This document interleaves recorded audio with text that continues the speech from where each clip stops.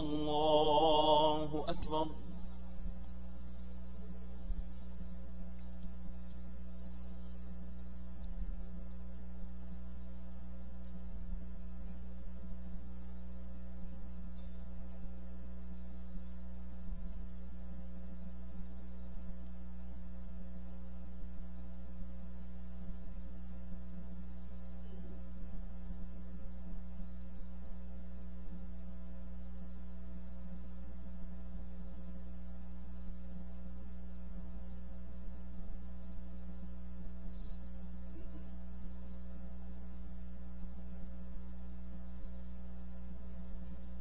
السلام عليكم ورحمة الله. السلام عليكم ورحمة الله.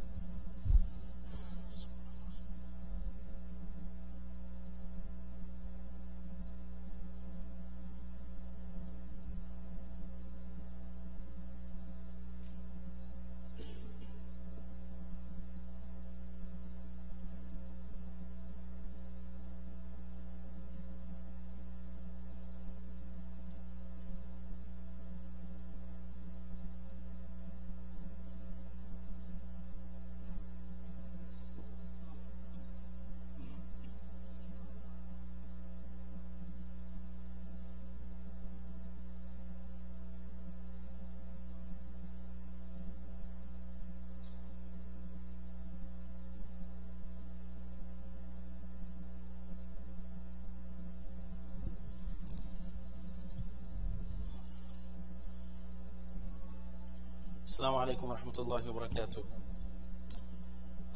Before I get into the khatira, just a few announcements. Inshallah, tomorrow night we are having our monthly Mecca event. As you know, that this is an effort by all of the Collin County Masajid to do a panel discussion that rotates around the Masajid. Tomorrow, it will be held in Epic, East Plano, inshallah. It is going to be after Salatul Isha, and the topic is cultural baggage, the clash between religion and culture. So please bring your families along, inshallah, to that program. It will be tomorrow after Isha. As far as this weekend is concerned, on Sunday evening, inshallah, after Salatul Maghrib, we will be having our general body meeting. So your participation is encouraged in that.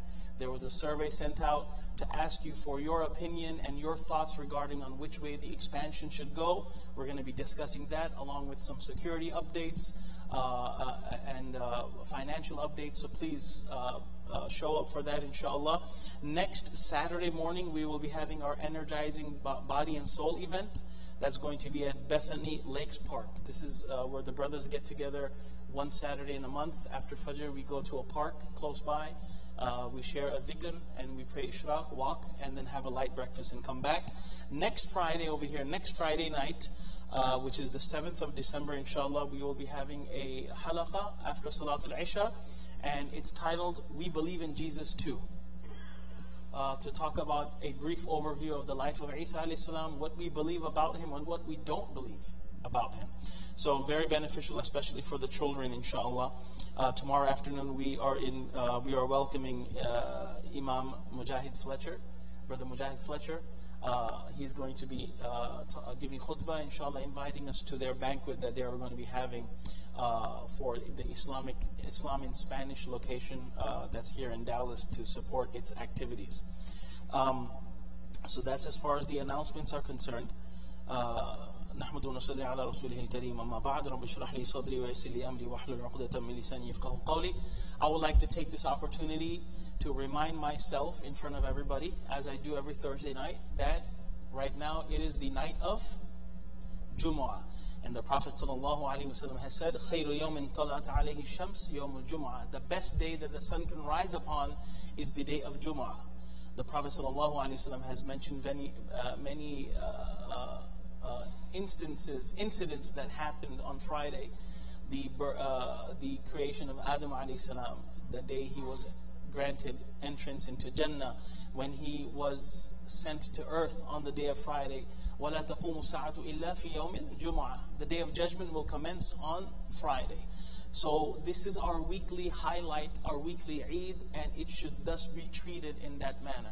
The Prophet ﷺ was very, very particular about, not just for himself, but encouraging the Sahaba to dress nicely, to take a shower and a ghusl specifically for Jumu'ah. If we take a shower every morning, and I hope you do, and if you do, tomorrow morning make the intention that it should be to fulfill the sunnah of Salatul Jumu'ah.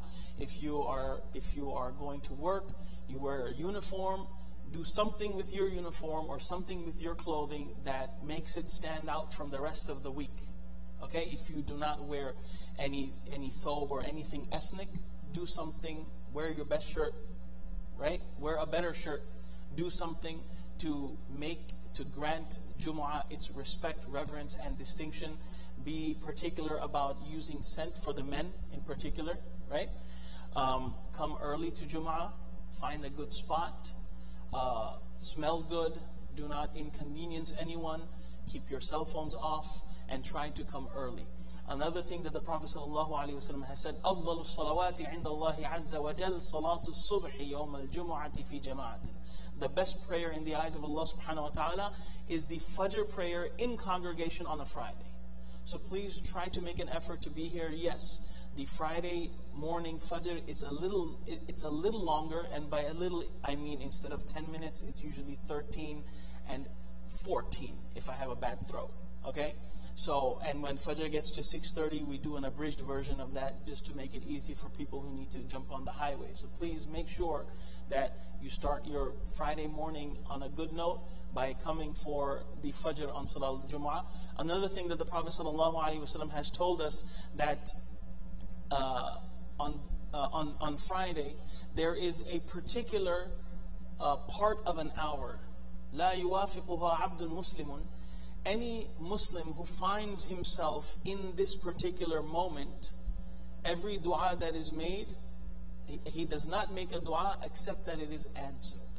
And the Prophet ﷺ, he made a signal with his fingers that it's a very short window. And in one hadith, the Prophet ﷺ talks about it being right before Maghrib on the next day.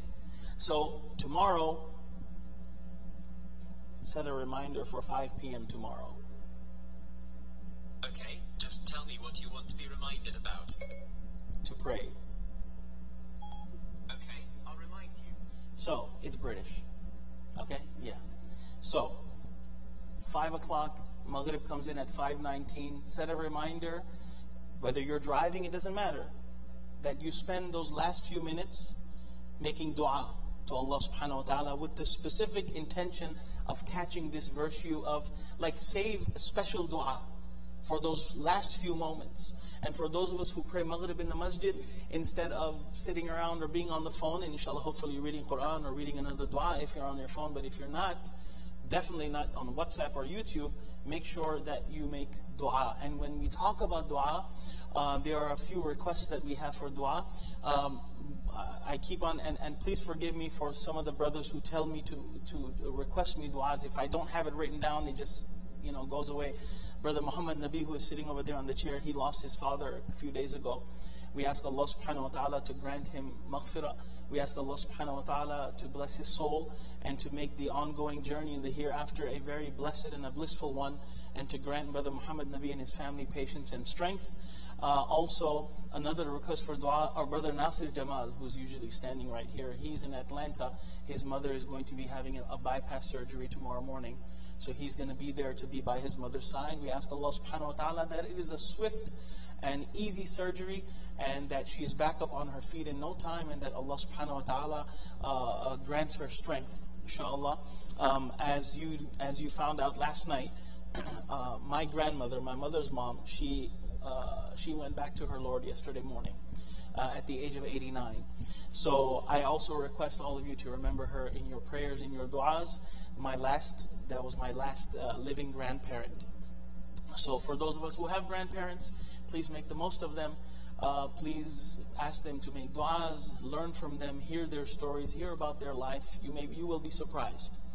With that being said, just please make du'a. And I just wanted to spend a few minutes just to shed light on a particular issue, because I think, there's a certain time and place for everything, but as far as my grandmother is concerned, I will not be organizing anything in particular, aka a Quran Khani or a get-together and of the sort.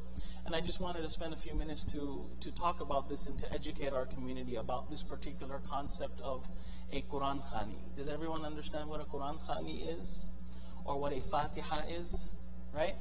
It is, if for those of us who don't understand it, it is a cultural act of organizing people to get together either on the 3rd, the 7th, or the 40th day, or all 3 of those days. To get together, everyone reads a juz, there's a pile of juz, ajza, and everyone grabs a juz. Sometimes they finish 1, 1.5, 2, or whatever, and then there's a dua, and then there is food, and then everyone, basically goes back home.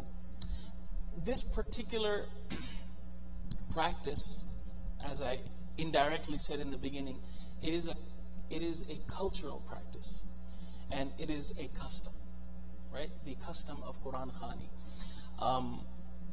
and it is not from the Sunnah of the Prophet sallallahu alaihi wasallam. It's not something that was ever done, and and unfortunately in our society, and this is not everyone, but in certain circles or in certain cultures, it has become so important and significant that it is considered a family who does not organize a Quran Khani for a deceased family is viewed as being undutiful to the deceased, and they have not done good by the deceased. Okay, and it becomes such a social obligation that if I don't attend or I don't accept an invitation, it's like I have a huge offense is taken. That, oh, how dare you do not come to our Quran Khani, even though it might not be verbally said, but inside, oh, this person didn't come, and this person didn't come, and that person didn't come.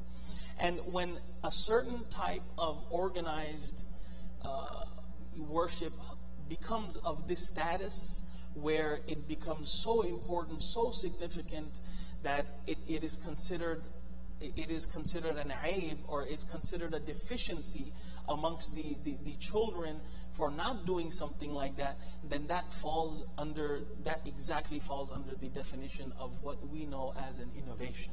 Okay? But with that being said, now I'm not talking about, please don't confuse me talking about the concept of Quran Khani. I'm talking about the organized get-together with food, etc., etc. Don't confuse that with the concept and notion of doing ibadat, for example, sadaqat, etc., etc., even reading of the Quran in general for the deceased. Okay? Now there's a little bit of an academic debate, and there will be some people who beg to differ or scream and shout to differ, but as far as a person engaging in ibadat, sadaqat, etc., for the deceased, which is called the concept of isal al-thawab, I'm not talking about that.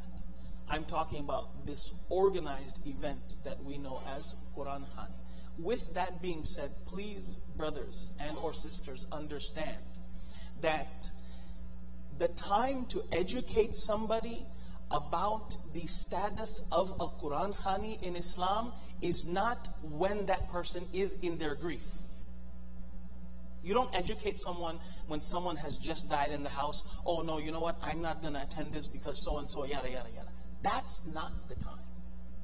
And actually, you're not going to gain much ground trying to drill something in someone's head about this when a person is already grieving. Is that fair? Okay? And if something is, and sometimes, even though now that you know this, you may find yourself in a position of having to accept something with the intention that, you know what, one day, inshallah, we as a community, as an ummah, will understand these things and we will get there. But at the time of someone's grief and at the time of someone's sorrow, that's not the time to be telling somebody, oh, what you're doing is wrong. or I heard this in the masjid. No, I will recant everything I said if you share this at during someone's sorrow and grief. So this is the whole concept of using wisdom, right? So we ask Allah subhanahu wa ta'ala we ask Allah subhanahu wa ta'ala to have mercy on all of those who have lost loved ones, all of us who have lost loved family members, and we ask Allah subhanahu wa ta'ala to grant us the hikmah and the understanding and wisdom to do for ourselves before we die. Jazakumullah khair. Subhanallah wa bihamdihi, subhanakallahumma wa bihamdik, nashhadu an la ilaha illa anta nastaghfiruka wa natubu ilayk. If you have any questions or if you'd like to further the conversation, you can catch me outside.